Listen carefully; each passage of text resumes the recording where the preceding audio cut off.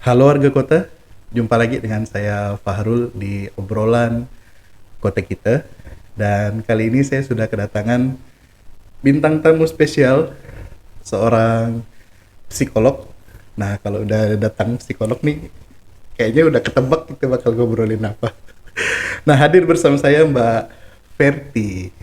Gimana kabarnya Mbak? Kabar baik, Bang. Kabar baik. Abang gimana nih, Bang? Baik, sehat selalu. Sehat-sehat selalu, Iya. walaupun cuacanya nih ya pancaroba Oh, nih. itu pancaroba. Ini udah pada libur kan? Iya. Malah kemarin panas, ini tiba-tiba hujan ya, Iya. terus-terusan. Ya, begitulah Pontianak. Indonesia negara dengan dua musim.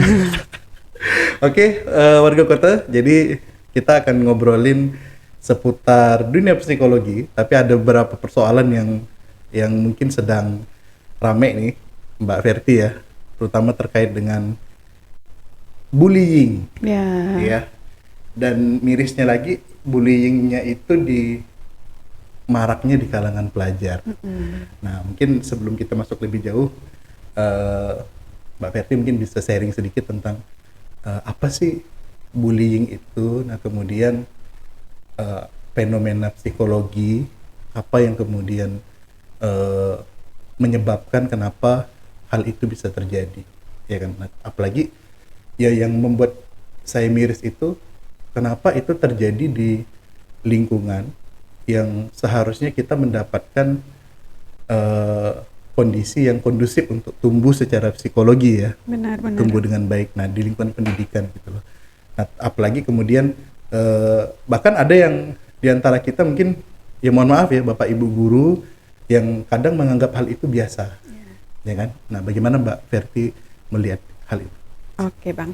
Memang seru ya bahas bullying ini karena beberapa waktu ini kayak kita dibom ya, beritanya tuh satu persatu bikin miris semuanya. Ya. Dan memang kebanyakan terjadi sama remaja dan di dunia pendidikan. Oke. Nah, kalau bicara bullying, perundungan ya kalau bahasa Indonesianya. Oh, Ini udah lama banget sih fenomena ini, dan ilmu psikologi pun udah lama bahas bullying.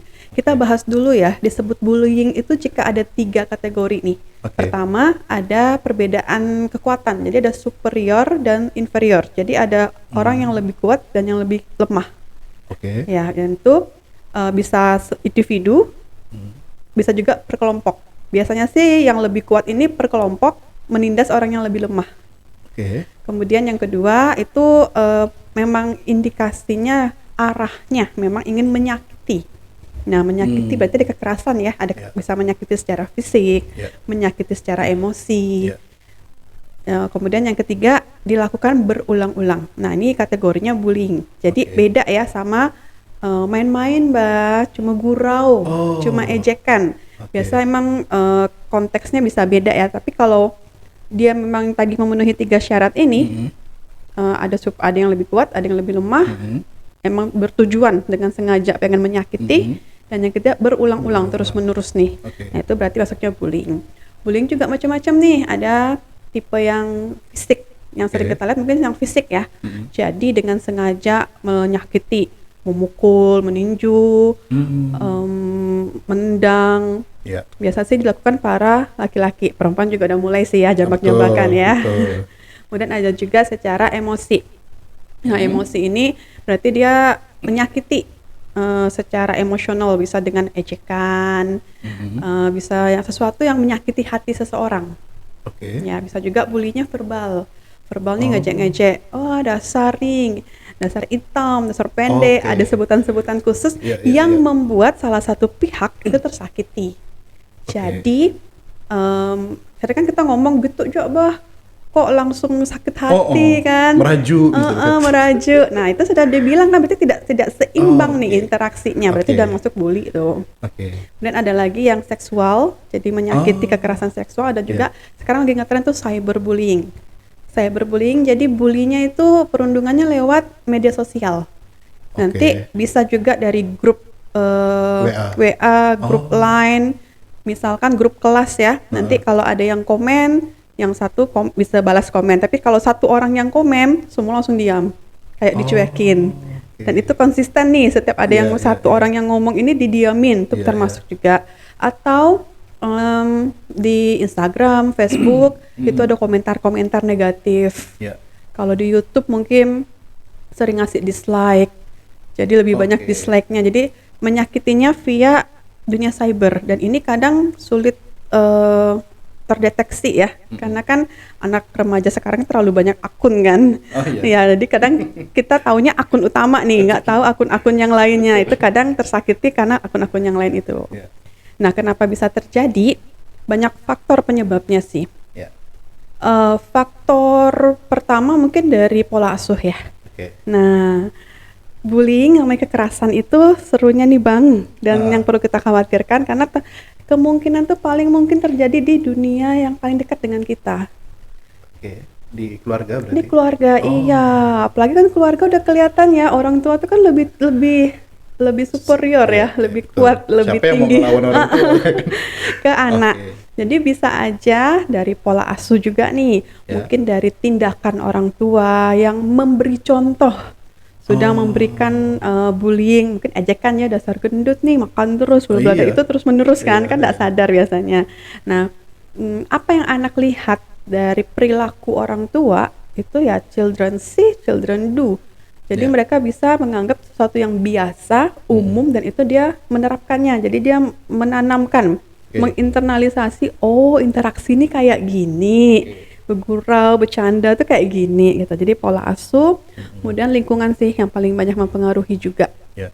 Bisa dari lingkungan tempat tinggal, kemudian dari tontonannya, media sosialnya. Kan sekarang kebanyakan mereka itu meniru ya dari apa yang ditonton, dan sekarang setiap anak remaja udah punya HP, dan kadang nggak terkontrol ya apa yang dia tonton, apa yang dia lihat.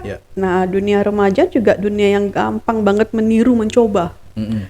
Dan kemudian dunia remaja juga dunia yang geng-gengan. Jadi senangnya tuh pengen diterima di kelompok. Jadi bisa aja nih dia bergabung di kelompok yang salah, ternyata kelompoknya tukang bully. Mau nggak mau dia terlibat. Nah, jadilah dia pelaku bully untuk selanjutnya. Jadi kenapa terjadi di dunia pendidikan? Tadi ya faktor-faktornya ya, dan emang kan sering terjadi pada dunia yang dekat dengan kita. Anak-anak itu kadang sekarang kan menghabiskan waktu lebih banyak di sekolah daripada di tempat lain. Interaksi itu banyak kan terjadi di sekolah. Dan kalau kurang edukasi mungkin ya dari berbagai pihak, nggak cuma nyalahin sekolah aja ya. Edukasi kan dari mana-mana aja nih. Kalau kurang edukasi, anak-anak juga mungkin tidak belajar perilaku yang tepat. Nah, itu memperbesar tuh perilaku bullyingnya. Kemudian juga perlu waspada. Sekolah ini kan terdiri dari ruangan tempat yang luas. Kebanyakan kejadian bully itu terjadi di tempat yang memang mungkin tidak terlihat ya. Mungkin sudut-sudut sekolah, halaman belakang, di kelas yang kosong. Jadi ketika kurang pengawasan, jadi mungkin kurang guru piket, kurang satpam, itu bisa menjadi memicu ya buat anak-anaknya buat melakukan bully. Begitu Bang. Kenapa juga bisa dilakukan oleh guru? Nah, beda generasi mungkin ya. Generasi guru kan mungkin ada generasi yang lebih tua. Kalau generasi zaman dulu ya, mungkin 80-an ke atas itu kan menganggap ya biasa ya, ngejek nama orang tua. Kalau kita jalan lalu dihalangin tuh, terus mukul pakai penggaris panjang, itu kan sesuatu yang anggap biasa. Jadi karena menganggap itu sesuatu yang saya juga ngalamin dulunya. Dan akhirnya dianggap suatu pembiasaan, tidak ada aturan, tidak ada ketegasan, jadinya diabaikan. Padahal ternyata rawan nih, memang sekolah merupakan lingkungan yang paling rawan untuk terjadi bully. Nah, karena intensitasnya tadi itu ya, hampir separuh harinya kan mereka ada di sekolah ya. Benar. Dan kemudian juga rutinitas pertemuannya mulai dari hari Senin sampai Jumat itu kan juga sangat sering ya, ketimbang mereka ketemu di tempat-tempat yang lain ya. Nah, tadi menarik yang saya coba lihat dari penjelasan Mbak Verti ya. Berarti kan ada yang superior, ada yang inferior itu tadi ya. Nah, kalau yang inferior ini kan seringkali dia jadi korban ya Mbak ya, iya kan? Nah kalau misalnya mereka jadi korban, apakah juga ya bagaimana sih menyikapinya gitu kan supaya oke, memang superior ini kan tidak bisa kita hindari Mbak, Iya. memang akan selalu ada gitu. Dan saya juga betul tadi kata Mbak Verti, saya juga pernah mengalami gitu loh. Kadang kita juga bisa tahu nih kan mana teman-teman yang superior yang kadang kalau kita nganggapnya dia suka nyakat sih misalnya kan, suka gangguin gitu ya. Cuman kalau udah keseringan kan kita kesal juga kadang-kadang kan. Nah, kadang kita tahu tuh siapa nih anak-anak yang memang punya karakter seperti itu gitu loh. Nah, berarti kalau yang inferior ini bagaimana kemudian mereka harus bereaksi? Apakah karena gini Mbak, ada banyak kejadian yang kemudian karena dia sering dibully ya kan. Ternyata dia memendam itu. Ya kan, memendam. Nah, kemudian udah sampai ke puncaknya, ternyata dia juga punya kemampuan untuk merespon gitu, dan responnya justru luar biasa sampai kemudian ada yang mohon maaf ya, ada yang kemudian menyakiti orang yang dia bully, orang yang membuli dia misalnya kan, dan itu malah lebih parah ketimbang orang yang membuli itu tadi gitu. Nah, ini bagaimana kita menyikapi atau bereaksi terhadap bulian itu, terutama buat yang tadi yang inferior itu, mungkin karena pengaruh keluarganya atau gimana? Oke. Sebelumnya saya jelasin ya, kalau di bully itu ada tiga pihak yang terlibat. Ada pelaku ini yang superior. Dia ini yang dengan sengaja menyakiti dan ada kepuasan ketika orang lain tersakiti. Pelaku, kemudian yang kedua adalah korban, yaitu orang yang tersakiti, dan ketiga ini ada saksi. Nah, itu juga termasuk loh. Jadi saksi ini bisa yang mungkin dia diam, tapi dia mengamati. Nah, bisa dia dengan diamnya dia mendukung atau diamnya dia menolak, tapi dia ketika dia terpapar dengan situasi itu sudah termasuk sudah beresiko ya gitu. Kita fokus dulu ke korban karena setiap pihak ini ada dinamika psikologisnya nih Bang. Nah, kita fokusnya kita ke korban dulu ya. Uniknya korban bully itu menurut penelitian dan menurut dinamika psikologis bagaimana dia bisa menjadi korban, itu dia punya pola kepribadian, punya ciri khas yang secara tidak sadar tuh menjadi magnet untuk disakiti Bang. Nah, biasanya orang-orang yang bisa jadi korban ini tipe yang pendiam, pemalu, gampang khawatir, mudah stres, sendiri, nggak pede, atau mungkin dia punya ciri khas tertentu ya, pakai kacamata, dia kurus gitu, dia mungkin bau badan gitu. Jadi ada ciri tertentu yang kalau itu terjadi sama individu ya, idealnya sih significant others, orang yang paling dekat dengan dia seperti orang tua ataupun pasangan tuh bisa memberi masukan nih, kok kamu kayaknya berbeda ya, hati-hati nih dengan sikap kamu yang pemalu, yang disuruh maju ke depan lalu gemetaran gitu tuh, hati-hati tuh jadi rentan, gampang untuk menjadi korban ejekan, korban bully. Ada lagi mungkin yang tipenya dia punya privilege khusus nih, misalkan dia anak guru, anak pejabat, dan ditambah kalau karakternya dia itu yang lemah ya, tidak bisa membela diri, tidak bisa komunikasi aktif, nggak asertif. Nah, itu mudah sekali untuk menjadi korban. Jadi kenapa jadi korban? Satu, tadi coba kenalin ya, diri saya nih, kelemahan saya apa sih? Ada sesuatu nggak yang mungkin bisa membuat orang lain tuh tertarik dan menyakiti saya itu. Kemudian berikutnya, kenapa seseorang bisa jadi korban? Bisa jadi juga karena memang dia dari kecil sih Bang ya, biasanya sih dari lingkungan kecilnya ini. Lingkungan kecilnya dia berada di lingkungan yang menyakiti. Kan idealnya gini, 5 tahun pertama individu itu anak itu ya, 5 tahun pertama anak dia kan fase mengenal dunia. Dia tuh tahu dunia ini seperti apa dari orang-orang terdekatnya, dari pengasuhnya, dari orang tuanya. Kalau dia berada di lingkungan yang tidak suportif, mungkin dia sering diejek, sering dihina, sering diabaikan. Nah, dia itu nggak muncul kemandirian, nggak muncul rasa percaya diri, nggak muncul merasa saya mampu. Oke. Jadi dia menanamkan diri, oh inilah saya, oh aku nih kayak gini. Akhirnya dia bertumbuh dari anak, remaja, dewasa, nanti bisa menjadi sosok yang lemah karena nggak punya self worth, nggak punya keberhargaan diri. Oke. Harga dirinya juga rendah. Nah itu Oke. bisa mempengaruhi dia rentan jadi korban. Tadi juga abang sebut hati-hati nih, korban ini kadang punya kekuatan Nah, itu dia. tersembunyi ya Betul. bang ya. Benar. Kayak kejadian penembakan juga di Iya, luar negeri itu kan iya. juga kabarnya karena dimulai dari bully-bully ya. Nah, uniknya individu ini ya, mungkin kita melihat seseorang dia tuh lemah, nggak mungkin ngelawan. Betul. Dia ini ya emang kayak gitu, udahlah kita Iya. bully aja lah. Iya. Kayaknya nggak apa-apa nih, nggak akan balas, nggak mungkin dia berani balas gitu. Tapi uniknya manusia, kita tuh semua punya emosi dan kita punya cara untuk mengekspresikan emosi. Sayangnya bagi para korban bully, mereka ini kan tidak terfasilitasi untuk mengekspresikan emosi. Kadang juga mereka belajar ekspresikan emosi dengan cara negatif. Nah, emosi itu kan sesuatu yang wajar ya. Kita kalau diejek, kita marah tuh wajar.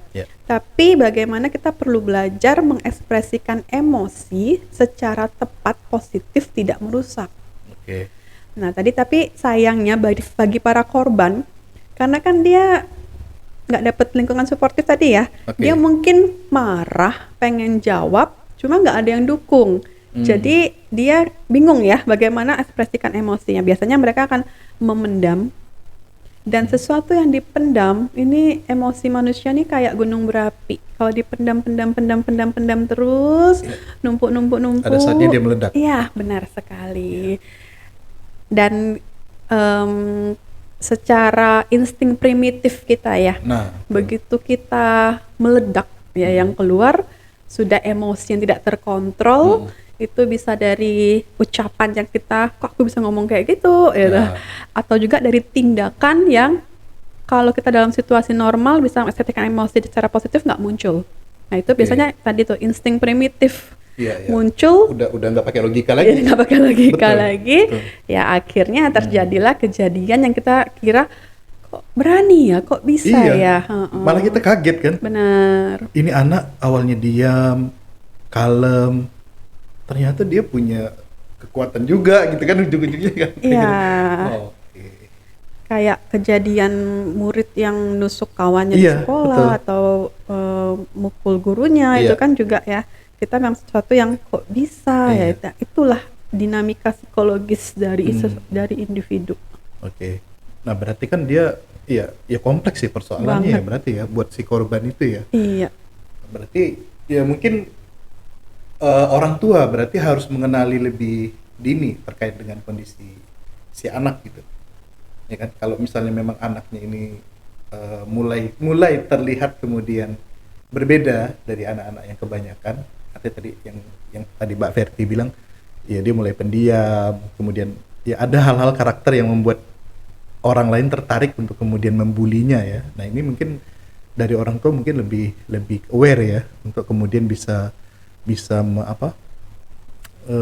memberikan support lah kepada anak ini supaya kamu jangan gitu dong ya, kamu harusnya kayak anak kebanyakan gitu ya tapi mungkin jangan terlalu menuntut juga karena kan itu bisa jadi tadi kembali lagi orang tuanya malah yang justru membuli juga. Benar. Masalah juga jadinya. Namun nih Bang, nggak cuma tugas orang tua.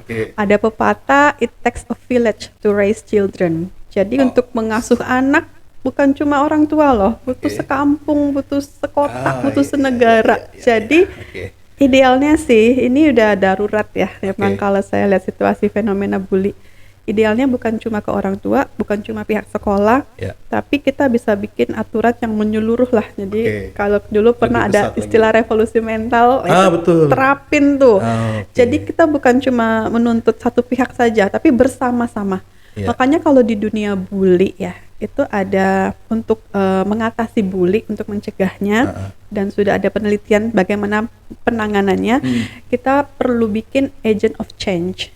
Jadi kalau di sekolah misalkan sudah tahu terjadi bully nih, nah idealnya nih guru peka, langsung ditangani, dikasih edukasi, ditangani pelaku korban, saksinya ini, kemudian mengajak teman-teman lainnya, atau kita bisa pilih beberapa teman yang kita lihat nih kayaknya jiwa kepemimpinannya muncul nih, dijadikan dia sebagai agent of change-nya. Dia bisa untuk mengubah. Jadi yang dulu dia cuma saksi, ngelihat teman dibully dia diam, dia sudah berani bilang, jangan ganggu lah, nggak boleh tuh. Nah itu emang harus dimulai tuh. Nah masalahnya sekarang agent of change-nya mungkin media sosial doang ya. Jadi kita tuh nggak memunculkan individu-individu yang berani menolong atau melawan. Malah kita tuh kalau ada apa-apa aku videoin ya, aku sebarin nih. Malah di situ kan terlambat. Betul, ya. Intinya.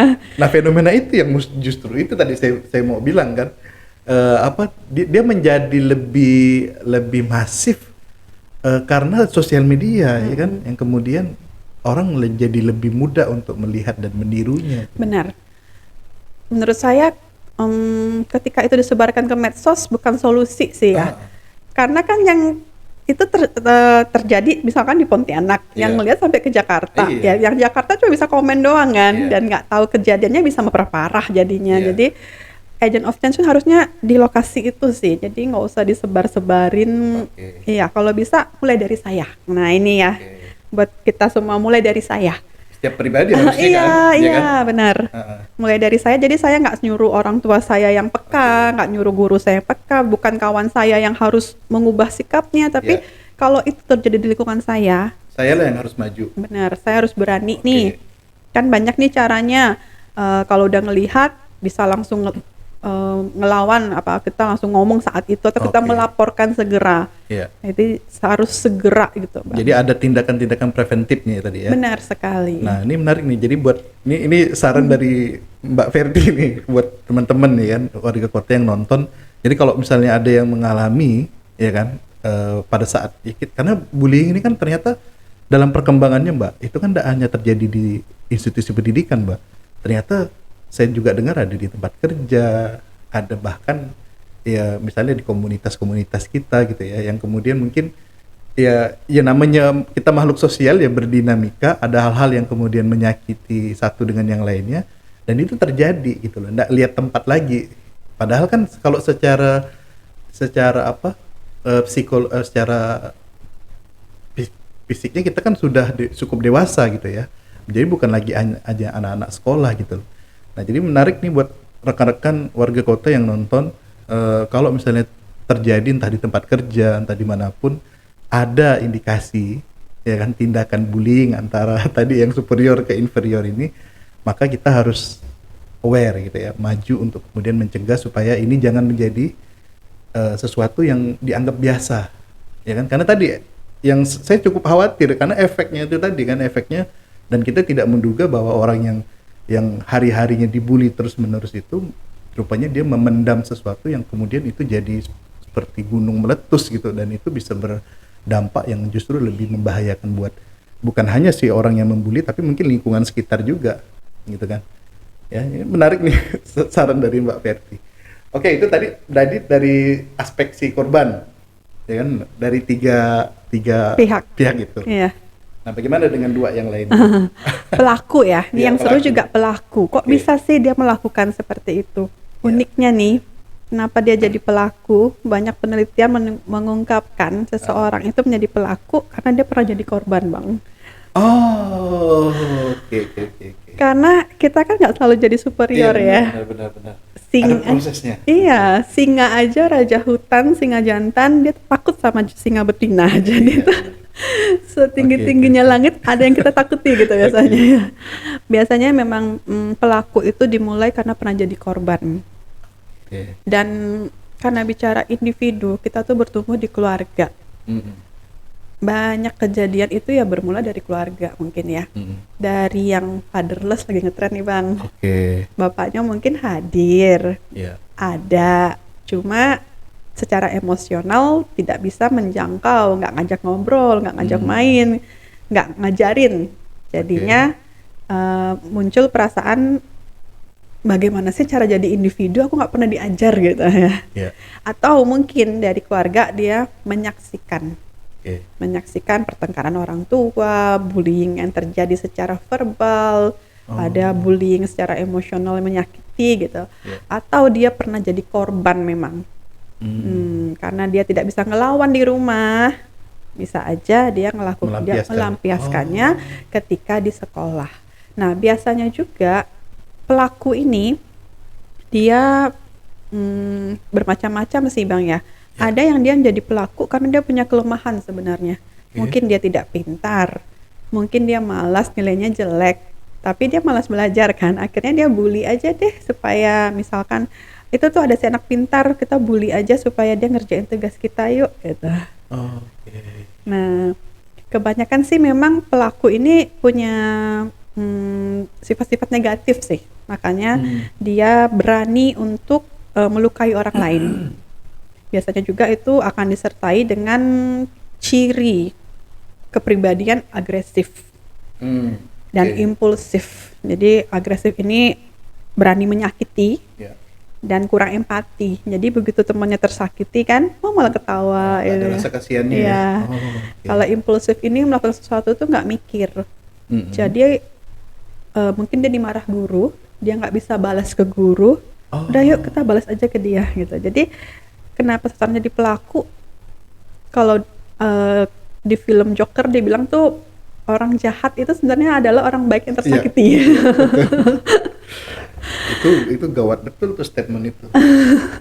Tapi gitu ya. Pernah mungkin dia dulunya nggak jadi pelaku, nggak kebayang jadi pelaku gitu kan. Tapi karena terus disakiti tadi defense mechanism, kita punya mekanisme pertahanan diri. Kalau si korban tadi dia mekanisme pertahanan diri, aku diam aja sih, aku diam sampai batas terakhirku. Nah kalau si pelaku mekanisme pertahanan dirinya, aku nggak bisa diam, aku mau lampiaskan. Jadi dia mencari supaya emosinya terkeluarkan gitu. Kemudian si pihak yang melihat saksi. Ini abu-abu nih. Tengah-tengah. Mungkin dia berada dalam lingkungan keluarga yang mungkin masih aman kali ya, tidak terlalu terpapar lingkungan bullying. Jadi dia nggak tahu bagaimana cara bersikap, atau mungkin ya secara kepribadian dia ngerasa malas terlibat. Kalau aku bantu, aku yang kena. Dibilang ikut campur. Iya. Ya udah deh, nggak usah bantu aja. Tapi dia nyaksikan. Nah itu juga hati-hati karena yang dia lihat akan jadi memori. Dan kalau dia tidak melampiaskan dengan baik, ya bisa jadi pelaku juga nantinya. Lebih cenderung menjadi pelaku ya ketimbang korban. Bisa dua-duanya, tapi lebih cenderungnya sih memang pelaku sih ya. Bisa jadi korban juga kalau dia ngerasa ya udah deh aku pantas digituin gitu ya. Sampai segitu ya, maksudnya dampak psikologisnya ya ke si saksi itu tadi ya. Iya. Nah berarti kalau saksi ini kan saya lebih ini sih kalau melihatnya dia yang nanti akan menjadi faktor penentu sebenarnya. Kalau yang si tadi pelaku sama si korban ini kan jelas ya pihaknya jelas nih gitu. Ini yang kuat, ini yang lemah ya. Gitu kan. Nah situasinya kan bisa berubah. Kalau misalnya si saksi yang melihat ini kan dia entah dia berpihaknya ke siapa kan bisa berubah gitu loh. Kalau dia kemudian berpihak ke si korban kan artinya tindakan bullying itu bisa jadi akan berhenti kan? Benar. Makanya si saksi ini penting kita rangkul. Makanya kalau di sekolah itu biasanya kan kalau jadi bully yang ditanganin cuma pelaku korban dihadapin. Saksinya tuh kayak kamu ngelihat nggak? Dan saksi ini kan, dan saksi ini kan cenderung lebih banyak Mbak. Iya. Padahal mereka itu yang tadi bisa jadi agent of change. Jadinya kalau ada terjadi bully ya kumpulin satu kelas nih. Jadi semuanya ya memang utama sih kita tangani si pelaku sama korban. Tapi yang ngelihat ini kan kita pengen stopkan itu ya. Kalau kita cuma nanganin pelaku dan korban, yang sering terjadi apa Bang? Korbannya disakiti lebih lagi. Iya ya, sering kayak gitu kan. Iya. Ngelapor sih, Iya. lihat ya aku dihukum sama guru kan, makin disakiti. Jadi kita emang penting bangun lingkungannya ini nih, yang si saksi-saksi ini Oke. yang melihat Jadi kita. perlindungan kepada saksi justru. Iya, perlindungan. Dan ajarin Menarik mereka ya. memang berani ngelawan. Jadi kalau dunia pendidikan Ya. sering korban itu ngelapor, cuma kan guru kadang terlalu Iya. banyak tugasnya itu terlalu padat ya Bang ya. Betul. Jadi guru, aduh, ini remeh-temeh lagi. Aku masih mau masih mau koreksi nilai, mau isi raport, mau bahas materi kan. Jadi sering emang terabaikan. Nah, memang perlu ya kalau di sekolah mungkin menurut saya perlu ada satgasnya. Satgas bullying. Ya, entah itu Tapi dari menarik tuh guru idenya. BK, dimulai dari guru BK atau dibikin satgas lagi nih guru-guru Iya. yang bisa segera kita tuh kumpulin dan jadiin mereka ini untuk nanganin. Iya. Jadi kalau terjadi bully ke bapak itu yuk atau ke itu ada kita punya satgasnya nih. Nanti kita telusuri seperti Iya. apa kejadiannya dan kita harus tangani sih. Oh, bagus tuh idenya. Oh ya. Satgas ya. Jadi kalau ada misalnya apa pemangku kepentingan pemerintah Iya. ya, boleh nih dijajaki ya kan. Satgas bullying karena Anti bullying di sekolah. Anti bullying di sekolah. Karena Benar. kalau beban itu kalau dibebankan ke hanya guru BK kan Aduh, banyak. iya, Mbak. nggak mungkin sih Bang. Nggak mungkin kan. Nanti guru BK-nya merasa terbully Iya. lagi kan. Kok saya semuanya? Guru BK cuma paling di satu sekolah mungkin 1 atau 2 orang gitu kan. Benar. Sedangkan kasusnya bisa terjadi di tiap kelas, Iya. bisa terjadi di tiap geng misalnya di sekolah itu kan udah menarik sih boleh. Ya buat sekolah-sekolah nih berpikir untuk bikin satgas karena ini serius ya. Benar. Ini bukan sesuatu yang ya maksudnya tujuan pendidikan itu sendiri kan adalah membentuk karakter tadi kemarin kita bahas juga dengan di Hari Guru kemarin ya dengan Bu Sinta. Jadi kalau misalnya ya percuma dengan anak-anak yang dia dapat nilai tinggi tapi kemudian output pendidikan yang sejatinya adalah bagaimana mendidik karakter mereka itu tidak tercapai kan begitu. Menarik. Ya, panjang kalau ngomongin bully Bang. Tapi saya merasa akhir-akhir ini cukup senang juga ya karena di akhir semester ini udah banyak sekolah yang di akhir semester mengisi kelas meetingnya itu dengan edukasi. Jadi beberapa sekolah kami juga ya dari Persona Consulting juga diundang nih untuk mengisi materi mengenai bully. Nah, sarannya sih nggak berhenti di materi doang karena mendengar banyak lupa. Kita perlu mendengar kita lupa. Nggak cuma dengar aja, kita perlu bertindak supaya itu jadi karakter yang baru itu ya. Beberapa sekolah juga udah mulai sih, sekolah penggerak itu juga udah mulai lebih aktif ya. Jadi udah mulai ada program-program anti bullying. Kalau untuk SMA bisa libatkan OSIS gitu. Oke. Ya kayaknya mungkin perlu distimulus lagi nih Mbak. Ya kan misalnya ya mungkin pemerintah lah ya. Pemerintah misalnya memberikan reward ya kan bagi sekolah-sekolah yang sudah ada nih aksinya ya kan. Ramah anak ya ya. Benar, ya kan apalagi Pontianak ini kan termasuk yang tidak ramah ya. Oh, iya. Ya kan Pontianak tidak ramah anak, kota yang tidak ramah anak. Gitu. Jadi itu mirip. Aduh. Pusing banget. Pusing banget Bang, memang Iya, banget.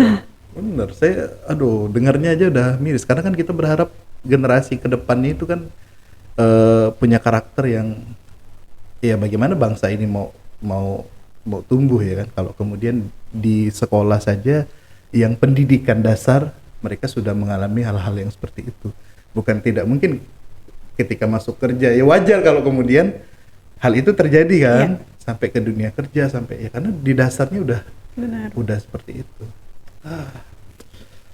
Ini luar biasa nih informasi tentang dunia bullying ya.